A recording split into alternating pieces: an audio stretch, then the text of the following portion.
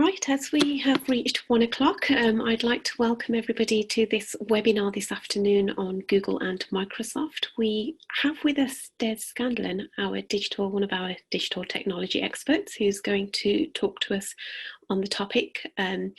Before I hand over to Des, I'd just like to make you aware of the chat and question and answer facility that we have available on this webinar. So all of you are on mute by default, but should you wish to say anything during the webinar to either Des or myself, we have a question and answer facility at the bottom. If you click on that, you can post a question, which we will come to either at the end or during the webinar.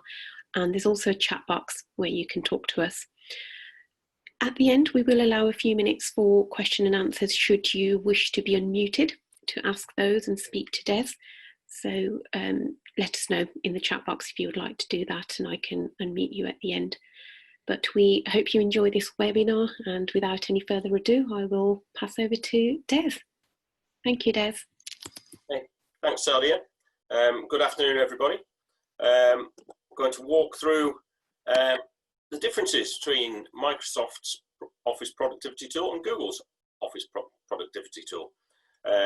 I'll try and cover as much ground as I can. It is a very broad and very deep subject, but I'm approaching it from the principles of how you use it and the basic principles of what it is, then a bit of a comparison, and then some advice on how to select what you want for your business.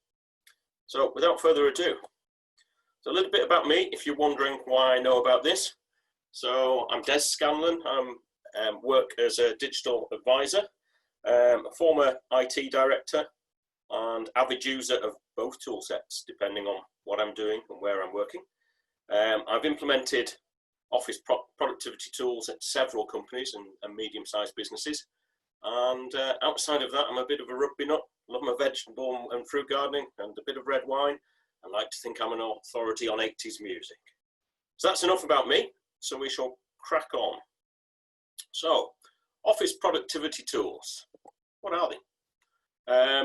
So this is what you use in your day-to-day operation of your business, whether that be spreadsheets, document creation, email, calendars,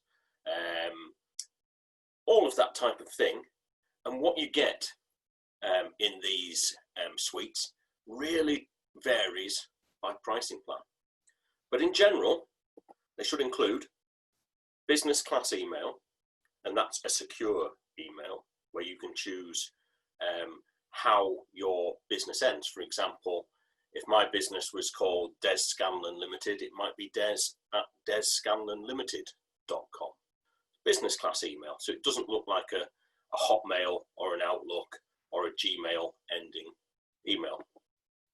Calendars that get shared and can be used for appointments and storing information, and can send out appointments to meetings, etc., etc. Document storage, hugely important. If your business is creating documents and wants to store them electronically, that's where they get stored, and you need to understand how much storage and what type of storage you'll be needing. The ability to create documents, think written documents, spreadsheets, presentations, anything like that, where you're creating a document that helps your business do what it does.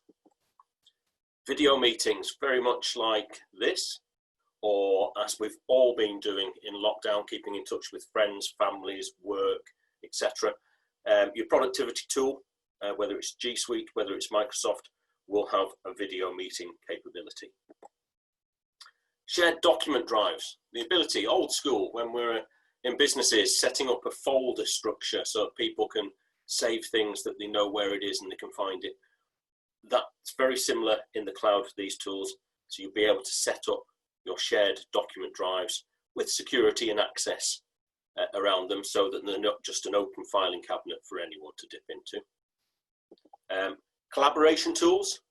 If you're not familiar with them, this is areas, you might call them project sites, where people work together and create documents and can work on documents at the same time, can share things, give links to documents, send messaging, everything for working collaboratively, that's easy for me to say, between people in your offices. Administration and access controls, very important. Unless you're working on your own, you do want to make sure that you've got the ability to administer, i.e. give people access, decide what access they want, be able to control where they can go, what they can see, etc., because it's not, as I just mentioned before, a set of open filing cabinets for everyone to look in. Slightly left field from those functional things, this is a word that I use a lot in the webinars that I've been doing, adoption. Again, here, it is as important as anything. Adoption is about usage. If you are looking to buy a productivity tool for your business, you really do need to consider adoption. How will your staff use it? Will they like it? Will they understand it? Can they be trained on it? Will they adopt it and use it and get the most out of it? It is as important as any of the functional or price points. Making sure your team will adopt what you're going to purchase, huge. Never, ever underestimate that factor. Okay, so why a cloud-based office productivity tool?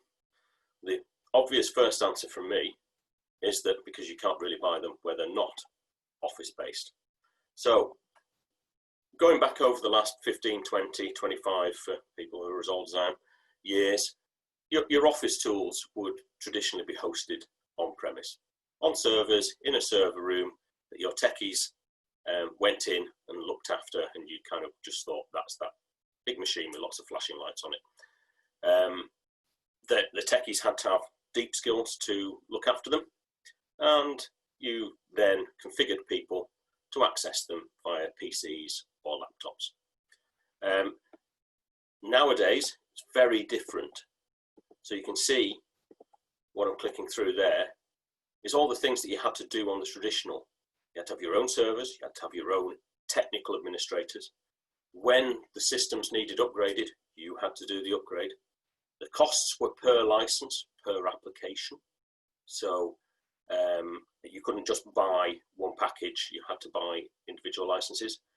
And if you wanted to access these things remotely, you'd have to have some sort of virtual private network or VPN access to securely get to your servers. With cloud-based tools, there's no hardware costs. It's all baked into the price of the plan. So basically, you are running on someone else's computer, whether that be Microsoft or Google. You pay to access the software on there. There are no technical staff costs out of system administrators. So system administrator is the person who knows how to configure it for your users and allow them access and keep the thing neat and tidy as it should be. But you don't need deep techies who understand how the email works in the background. Every company used to have them, 2 or 3, for medium-sized companies who would keep everything running at a technical level. With buying these solutions in the cloud, they run and are run by Microsoft or Google, who make sure these things are always running as much as possible. So basically, everything on that technical side is included in your per user cost. And if you've ever had to run IT departments or budgets, that last bullet point there, a wonderful thing. There's no true up of your licensing. You just buy it by the users instead of trying to say what you've consumed over the year, which used to be a very, very painful and long-winded exercise. And that last point, true mobility for users. So previously, if you were away for a weekend and someone rang you and said, oh my God, we're having a problem at work, you'd have to have a VPN to access your work files, a VPN, a virtual private network, where you could log on and get to there, and you usually had to have your work laptop to do it. With true mobility, I could be at my mother-in-law's at the weekend up in Scotland, and someone tell me, you need to go and look at this on the work platform, and I could just say, can I just get onto your laptop, please? to my mother-in-law, and I could log in from there and I could see everything that I needed to see from there. So I am truly mobile and can get to my files easily. And that the 2 points that I've just clicked on there, big advantages. So we can all remember when people joined businesses 10, 15 years ago. If you were lucky and the business was very proactive and had enough staff, you'd be handed a laptop with everything on it on day one, and you could be given the password, the username and password, and you could log in and you could start accessing things. Some less than effective companies, you would join and they'd say, yeah, it'll be a couple of days while we set up your laptop or your PC, because they had quite a lot of work in setting it up. And if you needed to get extra things put on it, they would also take time doing that. So the advantage with cloud-based tools like this, you can expand them quickly, i.e. add in other bits of functionality, and you can set them up very, very quickly. Okay, so I've talked a lot about the concept of user. So I just wanted to go over this quickly. So what is a user? Sounds like a very simple question. For productivity tools in the cloud, a user is defined as one personalized email address, i.e. you at yourcompany.co or .com or whatever dot you want to use. That is one unit of currency when you're buying the licenses. Including the pricing for the packages you buy will be also email aliases. So it doesn't have to be a person. It can be info at, sales at, support at, so that you can then route them to certain mailboxes. So you don't have to buy an additional license for aliases. You just create them and point them to user groups or individuals as you would do in a normal situation. You don't select your individual plan by individual users. So you can't say, right, Des is doing very simple work, so we'll have him on the basic plan because it's cheapest. And then Sue is doing incredibly complex stuff, so we'll put her on enterprise. So you can't really mix and match. What you do is purchase the level for your business that's correct. As I've mentioned, because it's important to re-mention this point, users still need to be administered. Think about the security, the access, and what functionality they have. It's not as complex as the technical, deep IT administration that used to happen for on-premise, but someone within your organization, if you have quite a few users, needs to understand how to administer the package. Okay, so let's get more into what's in the box. So for both of these productivity suites, and we're looking at what is now called G Suite from Google, and what Microsoft are now calling O365. They seem to change the names quicker than anything in these, but if you go back and search the history, you'll see them called other things. Microsoft Office 365, G Suite was, I can't remember what that was called, I'm sorry, but they all have had different names at different points. They obviously employ very large marketing departments who like to change names every now and again, but it's still the same product, just evolving. So for both of these suites, we'll be looking at hosted email, mobile email from an array of devices, including iPhone and Android. This is when I say we're looking at this, I'm not going to give you detail of how it works. I'm just saying these are the things we consider when we're looking at both packages to compare them, which is what we're trying to do today. Document, spreadsheet, and presentation tools. Instant messaging and conferencing. So that's what we've talked about in video conferencing, or just the instant message, the ability to type in something instant, hit it, and it goes straight to someone as if you just, I call it, it looks like texting, but on a laptop or PC. The ability to host a public website. That's not your outward-facing website, as in your shop front for your business. What we're talking about hosting a public website is it's your landing page for, if I employed 15 people at desscanlan.com, it would be that landing website they go to when they log into their productivity suite. and I can organize it so that it shows messages that I want to go to all the staff or whatever I want to do with it. So think of it as a internal website rather than your public facing shop front. The packages give you your ability to use your own domain name and email addresses. We touched on that slightly earlier. So it is not at Outlook or at Gmail, and the domain name of your choosing that you purchased. It gives you the ability to manage your user accounts on your own. Calendar sharing, we talked about that. Security, very important in these days of GDPR. Encrypted connectivity, so you can't be snooped on and people start reading your email or your documents, etc., etc. And it gives you 24/7 phone support. It is sometimes frustrating, but there is support there. There will be SLAs, service level agreements, around times to respond to certain levels of incident, and you need to be very aware of them when you're buying, because obviously if you buy enterprise you get a different level of support than if you buy basic. All the services give a 99.9 uptime guarantee.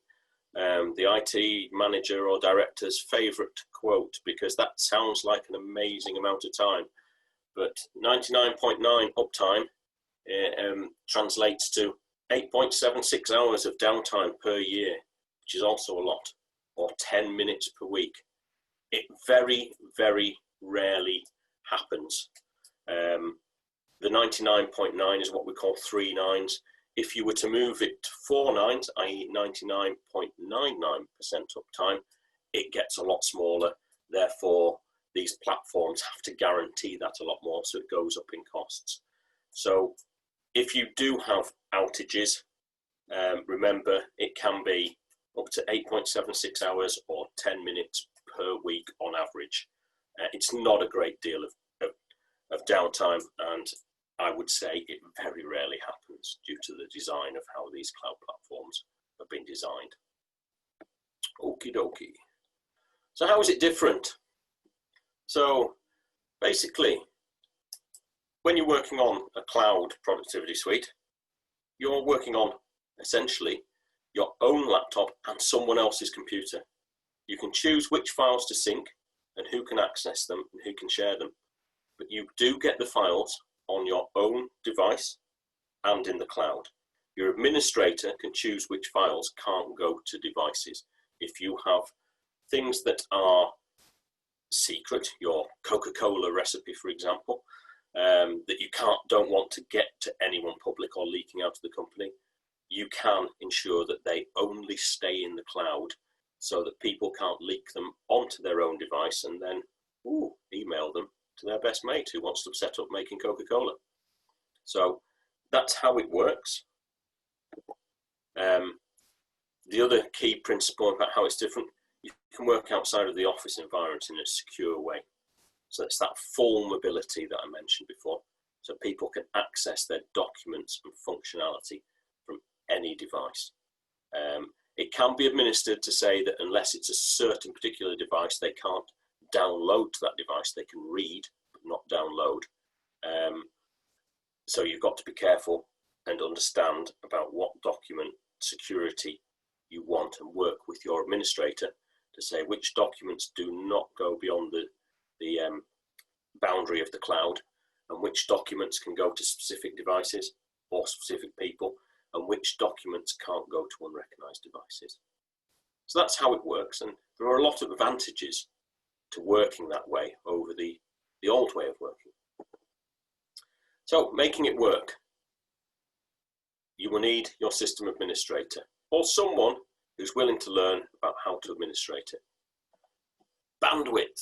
So very, very pertinent to me because I've had to go to my mother's office, which I'm sat in today, because my bandwidth has gone on the blink in my home office, and my mother is in a location where she gets wonderful access to the internet. So I'm here today to make sure this goes well, because if you are working cloud environment, doing things like we're doing today, a video podcast or a video meeting, making sure that you have enough bandwidth to work is very important. And I would recommend a minimum of 5 megabits download and 0.75 megabits per second upload, because you will be pushing cloud documents up to the cloud.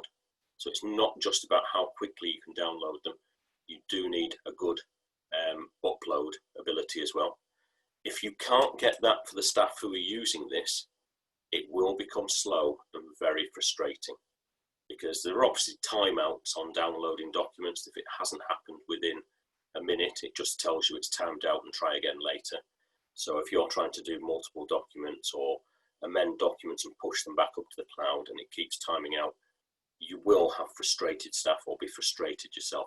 So make sure, if you're going to do this, that you do have the remote offices and the remote working facilities that have the correct bandwidth.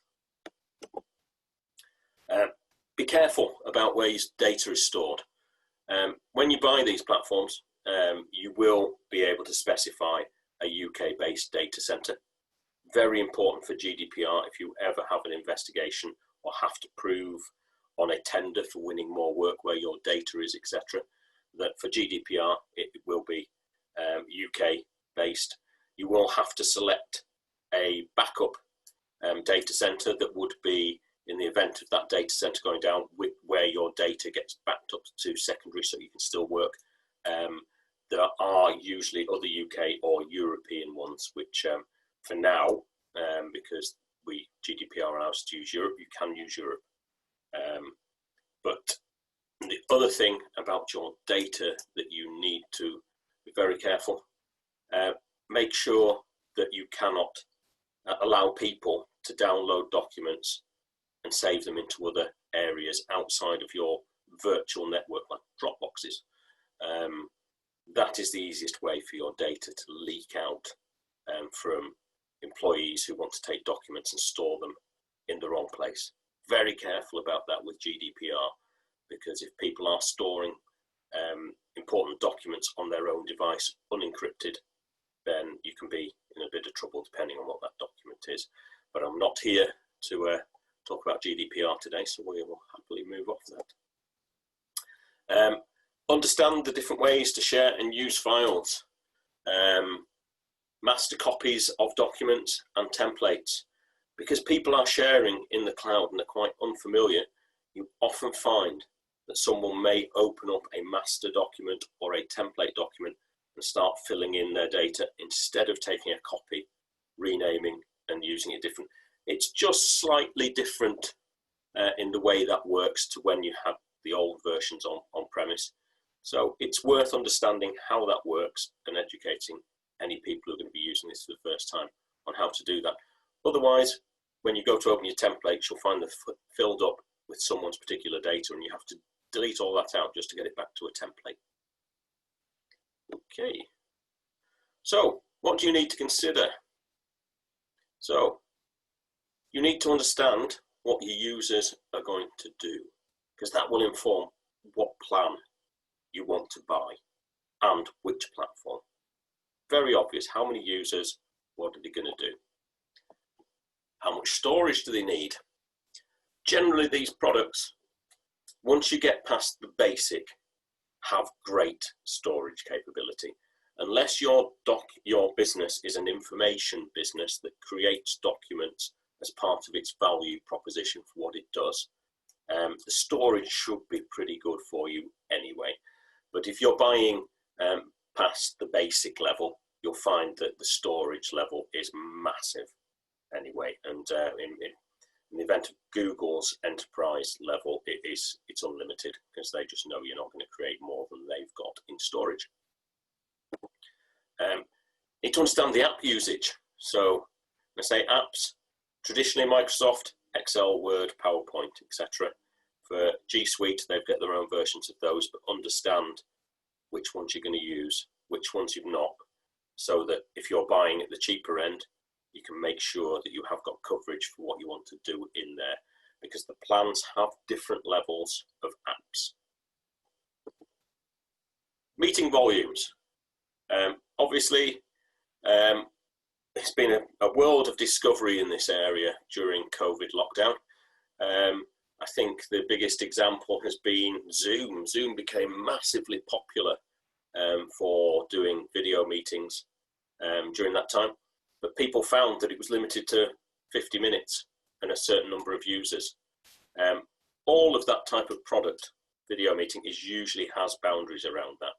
So understand how many meetings, how long they go on for, whether you want to video record them and save them, and how many attendees are likely to be there, so that when you look at the product suites, you can understand whether it will meet what your need is in that area. Understand what offline capabilities you want. There are subtle differences between G Suite and O365 in what they do offline and at different package levels. So if you have a lot of people who will be out of reach, you don't have 4G cards within laptops, where people will be working remotely, where they might not be able to get onto a Wi-Fi link, understand what they can do offline. Traditionally, Microsoft has taken an approach of, yes, you can do practically everything offline, but it doesn't sync till you reconnect. Pretty obvious. Obviously, if there's no network, you can't send that information. But as soon as you reconnect to a network, it resyncs all that information. G Suite does it slightly differently, but we'll come on to that. Security and privacy. Understand that what you don't want is to just open up. You would never say, here's my office, here's my filing cabinets, I'm never going to lock the doors. You would have certain filing cabinet drawers that employees shouldn't go into, etc., etc. So do understand that, because you're replicating that in the cloud. And you need to get that right. Otherwise, you'll have people who can't get to the documents they need, or people who shouldn't get to the documents that they're getting to that can access information that they shouldn't be seeing. So do understand that and how you want to set that up. Lastly, I've put it last, costs, because everyone usually comes at this subject with, oh, one will be miles cheaper than the other, so there'll be a massive saving to be made. Well, not really. There are different pricing structures, and each product is stronger at certain points than the other. But the difference in products costs is pretty insignificant nowadays. So for me, it is more about finding which tool set and plan fits your business the best, and that word adoption. Which one are your staff going to adopt and use? So costs, understand them, but don't go looking for which one's going to be miles cheaper for you, because I think you'll spend a lot of time trying to analyze that and not saving a huge amount of money. Okay, so like a good former business analyst, I always like to compare apples with apples. We can sort of do that with these two tools, in that they do have very similar functionality, but it's not really apples with apples.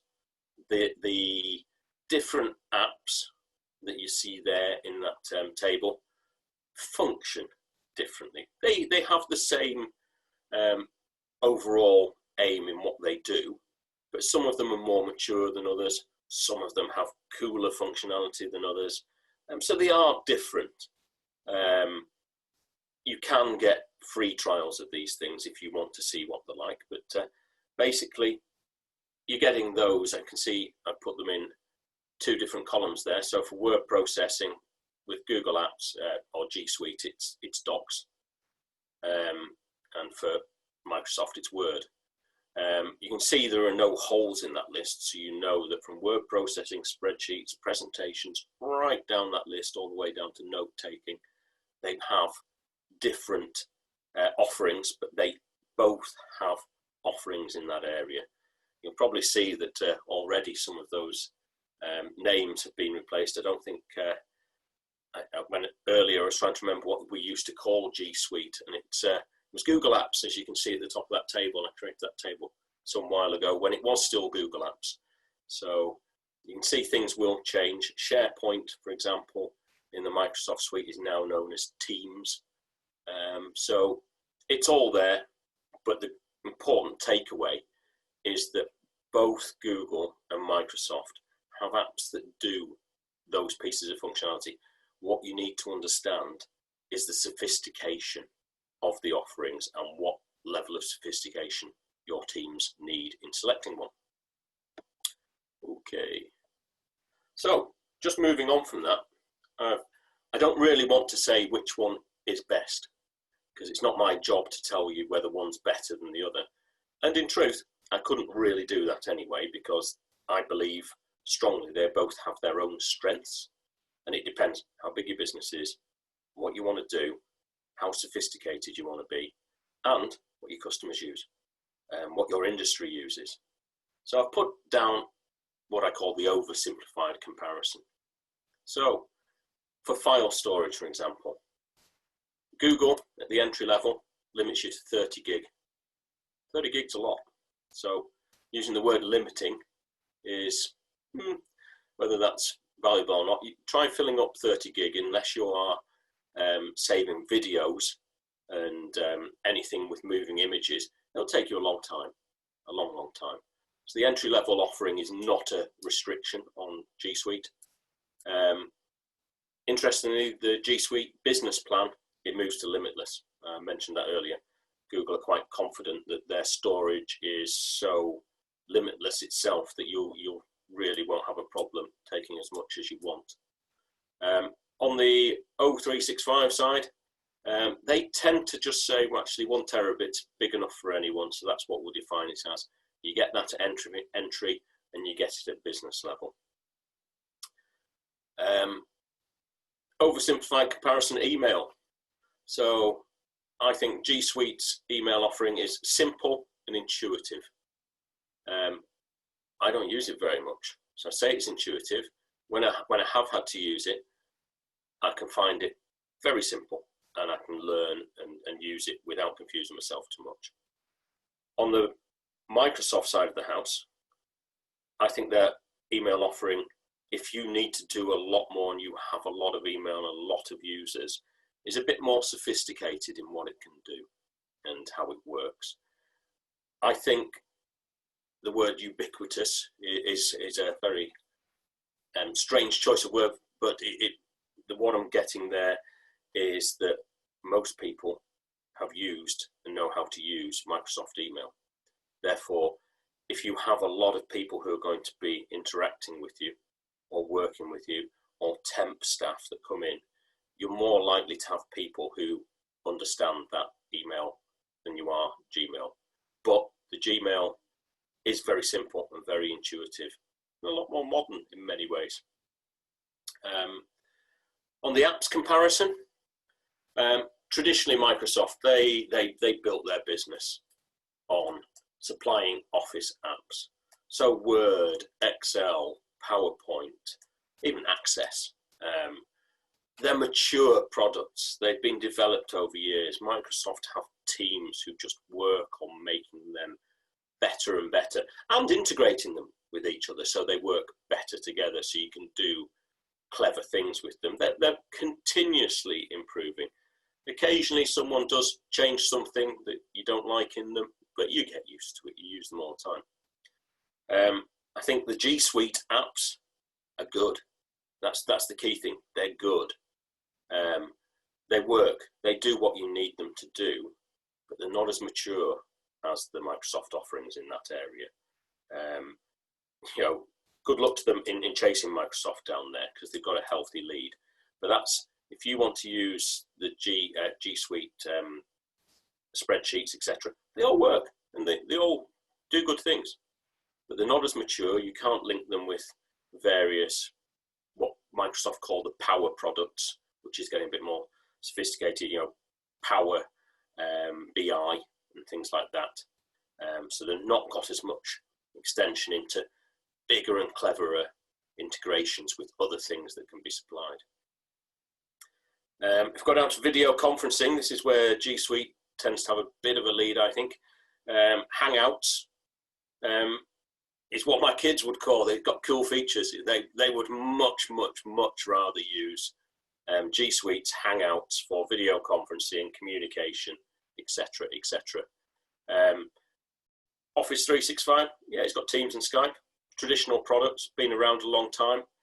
In many ways, Teams, which is moved on from SharePoint, you'd have to say it's not been overutilized throughout the industry, and you have to question why. Is it because people don't like the way it works? I don't know. But if I was to say, if you were just wanting video conferencing, I'd probably give G Suite the nod there, definitely in its strength. Likewise in collaboration, Google have always led the way on people who want to actually work on documents from two different locations at the same time, edit them, work on them as if they're sat together in an office, but they're not. Really strong feature within G Suite, their ability to collaborate on creating things. Office 365, yeah, it does that. It's okay. I wouldn't say it's massively intuitive. I very rarely do that within Microsoft. Now, I've got a line in this table, the plan options, that's actually out of date. So bear with me. Good, it's mainly because they change these so regularly. So the plan options, G Suite, you've got basic, business and enterprise. And Microsoft have actually reined it in a little bit. They used to have 5, but now they've only got 4, which is basic, business standard, business premium, and then one which is apps only. So if you're just wanting no email, no landing page, no collaboration tools, but you want your staff to be able to use Word, Excel, etc., you can have the apps only. So price, like I said before, not a huge deal in it, and it varies. For example, they've changed the pricing very recently, so this line is also a little bit out of date because Google is no longer cheaper entry level. Microsoft have a new basic package which is £3.80 per license, as opposed to Google's £4.14, so 34p in it. At the enterprise level, you know, if we went for the business premium sort of solutions, Microsoft cheaper at £15.10 a license compared to Google at £20. So this, at that level, there is a good £5 in it per license. So it depends how many you're using, and they are monthly prices. So obviously, will make a difference. There is something in the money, but I don't think it's the biggest factor you should be considering in choosing these. Yes, we have had a question from one of our attendees, Sam. Thank you for the question, Sam. Sam is asking, how easy is it to swap from G Suite to Office 365? I'm thinking about moving. It's relatively simple, but I would use a partner. There are certain things you need to do in backing up and moving documents, emails, etc., etc. You need to move them across to the different platform. So you could do it yourself, but there'd be a lot of reading, a lot of instruction taking, and you'd be on a journey of discovery. So unless you're technical and you know how to do it, I would get the help of a partner to move, purely because they've done it before, and it's something that you don't want to get half right. It's a get it right first time kind of exercise. So my advice would be use a partner on that.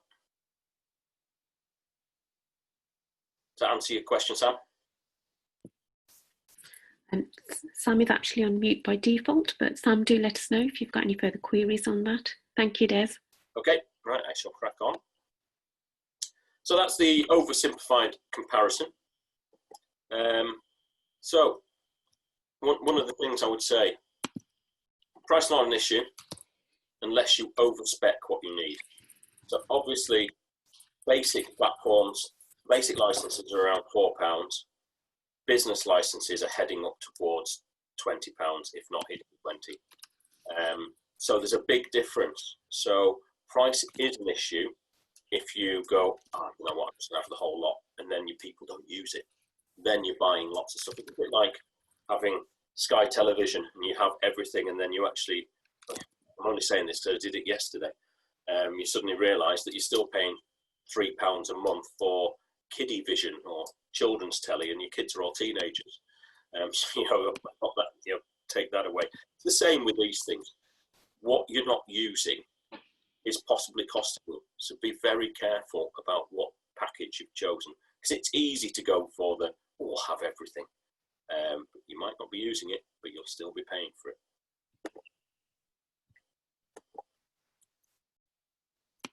So not just the users, the number of users that will determine what you want to do. So I'm just going to run those down. So think about things like more sophisticated usage, like the basic plans. You won't be able to search in emails. And when I say search in emails, that might be your HR team needing to search for keywords across everyone's mailbox in an investigation, for example. So the more sophisticated thing, if you need that sort of functionality, you're going to be more up at the enterprise level. You want to look at boundary controls. That's what I've been talking about emails or documents not getting to certain users or not getting out of the boundary of your Office suite, so that you know that document hasn't gone out of your business, essentially. You need to understand the complexity of tools such as spreadsheets. If you live and breathe spreadsheets and integrate and move data back and forth from them and have multiple levels in them, you probably want to go Microsoft, in truth, because that's their strength. So understand what you need to do in the individual tools. You need to understand your storage volumes.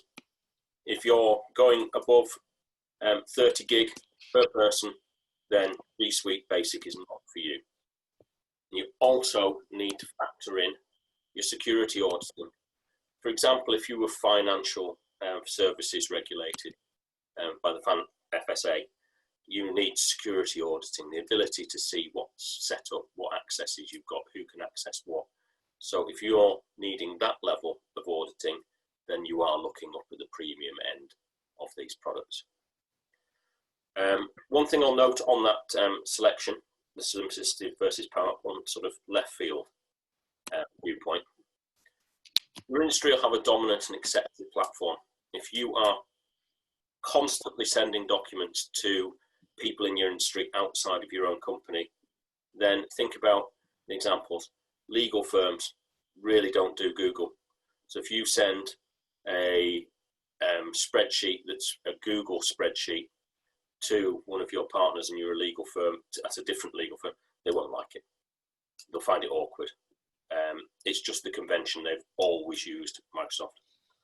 Conversely, creative firms, if you're working a lot with graphic designers, web designers in the creative industry, they usually don't like Microsoft. Not quite sure why. I think it's just never been cool for them, and those people like the coolest, newest, grooviest things, using all my designer words there. So just think about what your industry uses when you're thinking about that. It may be something that doesn't affect you at all, but do have a think about it if it does. Right, just going to watch the time now. So adoption, I mentioned at the start. I'm going to go through why adoption is important. For me, adoption is all or nothing. You either adopt these new ways of working or you don't bother, because it is a different way of working for your staff. They've not been used to syncing files between their own device and the cloud. So they need to understand it. So introduce it to them, how, the what and the why. Why are we doing this? What does it do? How does it work? Let them feel comfortable with what you're going to be doing. Do a how-to overview. I should really put that in inverted commas, the how-to bit, because that's what I mean. How do you do certain things, and have that available for them? Because it is new, it is different, and they will occasionally be really, really busy and go, I've forgotten how to do that. And it's easy. If they don't have that facility, then your adoption becomes tricky. Do have best practice tips. Help people not just discover a long way around to do something. Do take the time to develop how to do the things that are important to your teams. have a tips section for doing that. Do monitor and retrain. It's very much like if you've ever implemented a CRM system, you will have people who don't like it, can't get used to it, and will do anything to avoid it. So do monitor the usage, which you can do quite easily, and do retrain if necessary. Have adoption dashboards. You can have dashboards for these things that show how much people are using them or how much people are not using them, which is the adoption piece you're looking for. Okay, all right, just to round up and summarise where we are, what we've been through. Both platforms are good. They're robust, they're scalable, and there isn't a huge cost differential. Foremost, understand the complexity of what you want to do in your business if you're going to select one or the other. What are the key factors that you need to consider? Is it your storage? Is it working simplicity so it adopts well? Or is it complexity? You know, those are things you need to look out for. Are you heavily regulated? If you are heavily regulated within your workplace and your industry, understand how the package allows you to meet those regulations. Think, what is the common platform in your industry? Is that important to you? Will you be trying to integrate with other people who get frustrated if you've chosen the wrong one? Understand the plans. There's plenty out there on Google sites, Microsoft sites. There's also, if you Google or Bing, to be fair, can't just say Google now. If you Google or Bing differences between the plans, there's plenty out there. But be careful, check the date on the documents on the web, because there's a lot of stuff out there that is out of date, because these things move quite quickly. So do look for the comparisons online, but do check that they are relevant and up to date. Helps you understand the plans. Okay, I think that's it from me. So I'm going to open the floor to questions, if that's okay.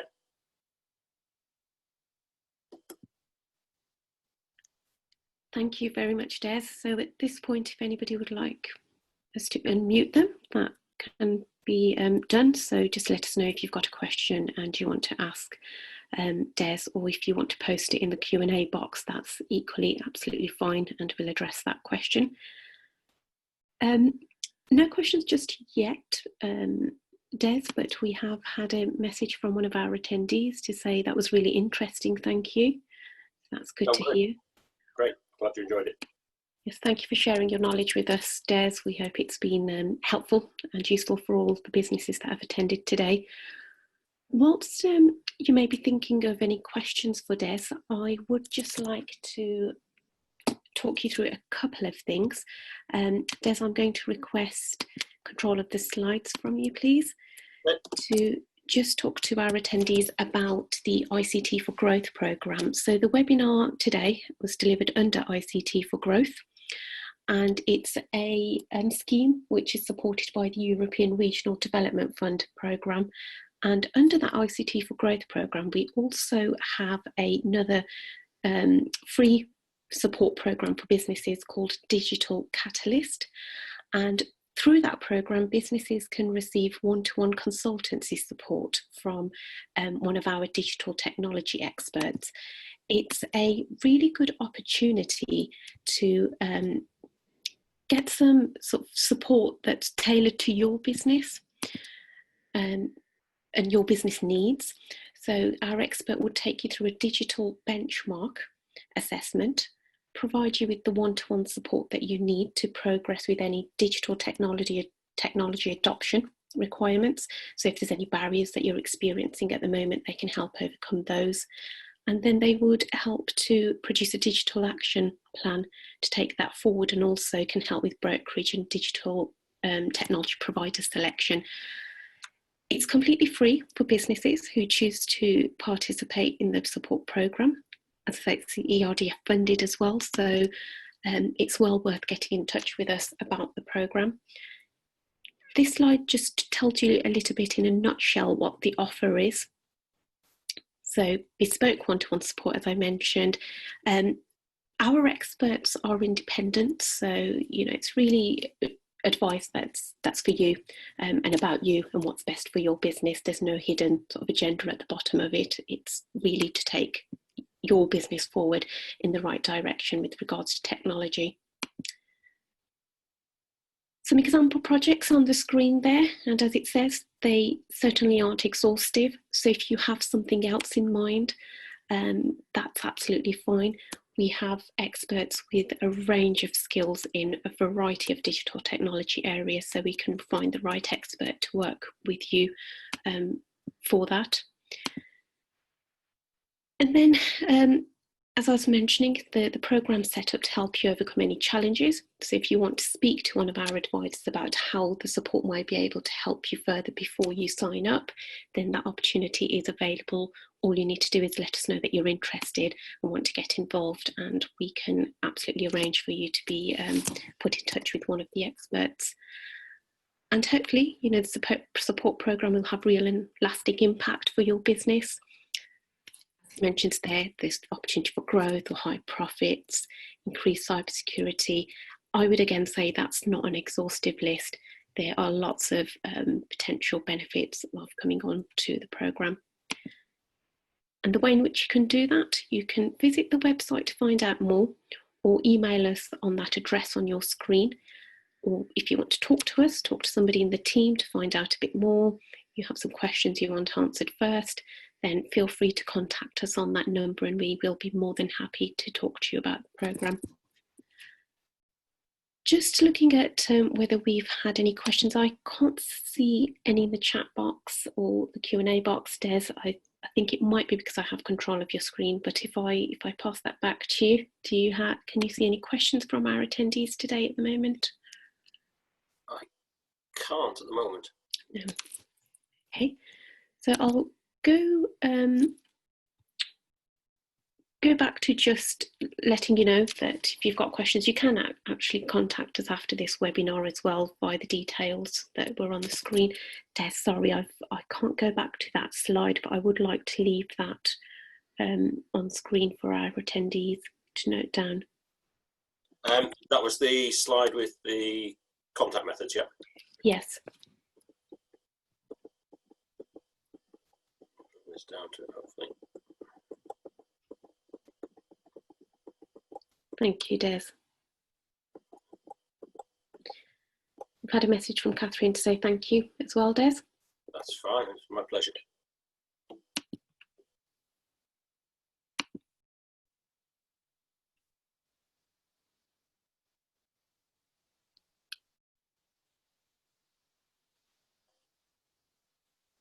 So Des and I will stay on for a few more minutes in case there are any questions, so feel free to ask.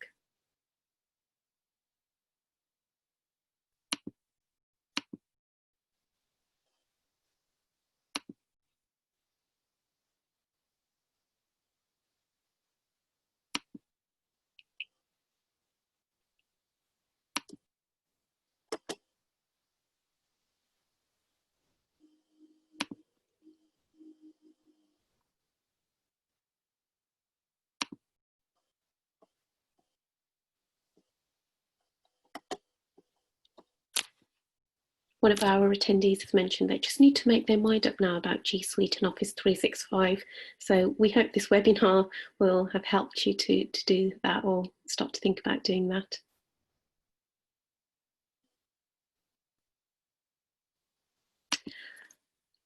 Sorry, just for those who are still with us, I'm going to launch a short poll question. It's got some very standard satisfaction questions. If you're happy to leave your feedback on this webinar as to how you found it, that will be really useful for us. I think there's less than 10 questions on there, so it shouldn't take more than a minute of your time to quickly answer those.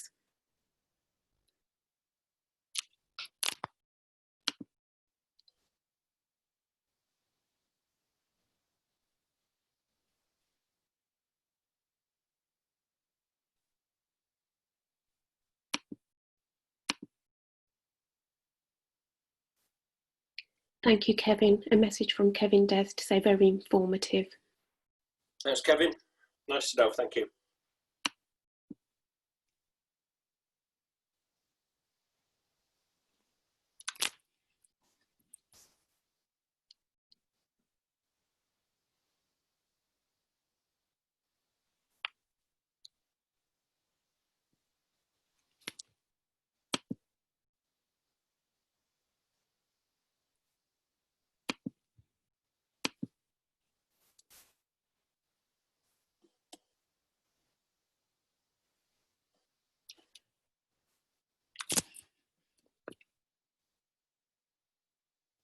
I will leave the poll questions there for another minute or so, and Des and I will be here for that duration as well. Thank you again for attending, and we wish you a good afternoon.